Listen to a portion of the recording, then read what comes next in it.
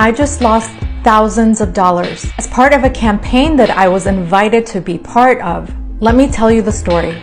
Before I begin, in no way is this video meant to do damage to this nonprofit, but what happened bothered me and I want to share with you guys. So last week, I get an email. I'm not going to disclose who sent it to me. They are just being hired by this nonprofit as their publicist. Nor am I going to share the fee that was offered to me. I feel like that's going to take away from the message and the point of this video. So the email says, "Dear Samira, we love your content on TikTok, would like to collaborate with you on a campaign during Ramadan this year. We will compensate you this amount of money plus PayPal fees for the completion of the campaign. Additionally, we'll provide a contract and creative support throughout the campaign's duration. If you have any questions, yada yada, let us know ASAP. Thank you for all that you do and have a great start to your week." Initially, I was excited and they sent over their brief. Then I did more research into the nonprofit. There's this 3-part series from a former IRC staff member.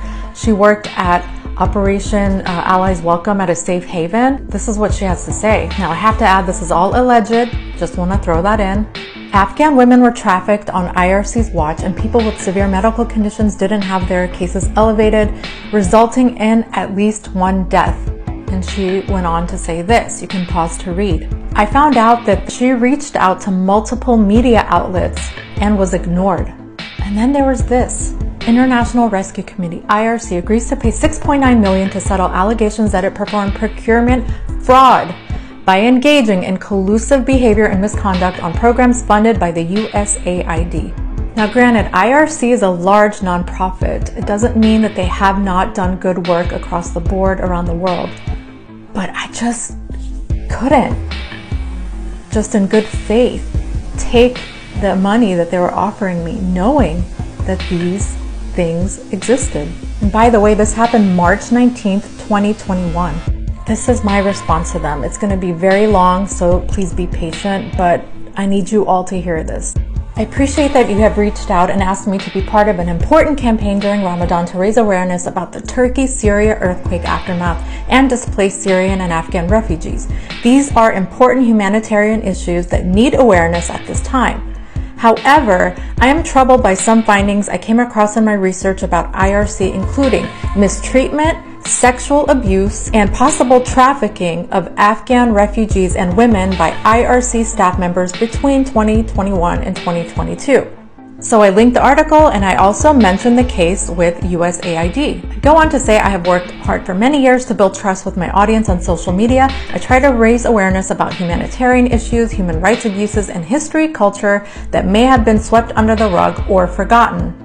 And for 20 years, I have also tried to break negative and dehumanizing media stereotypes about Afghans and Muslims.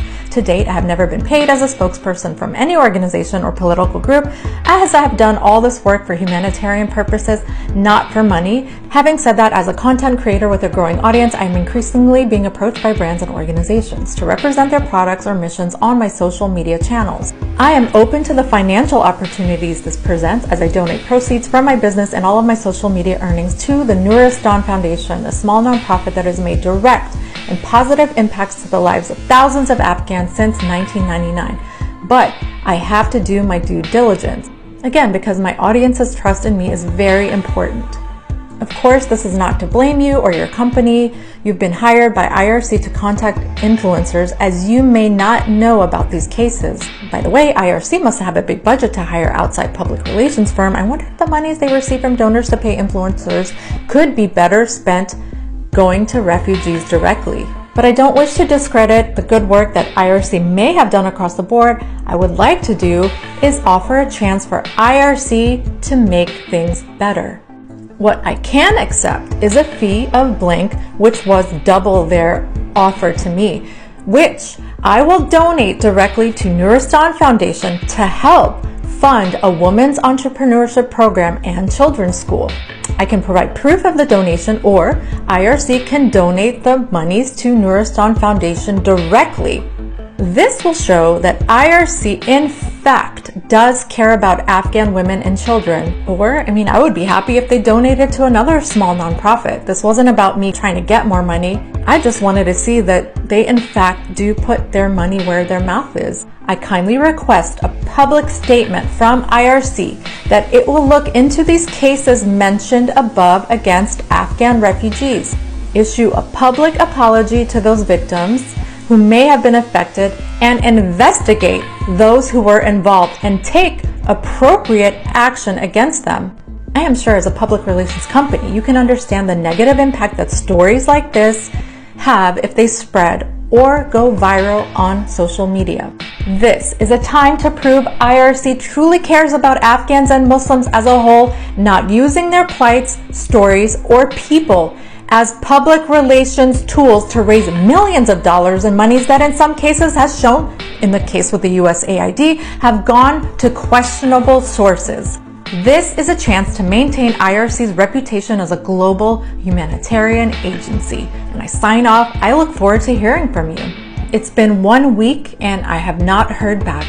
Here's what bothers me. The past 20 years, there have been many nonprofits, organizations, individuals, not just IRC. They go out and they win large contracts, they make big incomes, they make big salaries, they make businesses and careers out of Afghan women. Afghan women's freedom. Let's liberate Afghan women. Let's go in and bring democracy and freedom and this and that to Afghan women. But then bring up Afghan women being trafficked, sexually abused by non-Afghans outside of Afghanistan, or other things that are happening outside of Afghanistan, then it's crickets. No one cares. What bothers me is using the plight of not only Afghan women, women across the world, Muslims, refugees, people who are in horrific situations to make money. Publicly looking like you're doing good and making a change, but behind the scenes not giving a rat's. That bothered me. And yes, I lost the thousands of dollars that they were going to offer me. But I know my conscience is clear. I didn't take money that I felt was in support of an organization that had people in their umbrella doing really horrific things to Afghans and also embezzling money. I feel like life is about choices. We're being judged here for the choices that we make. Everything's not about money. It's about the deeds that we do. So when one door closes, another one opens. I'll keep you guys updated if they reach back out to me.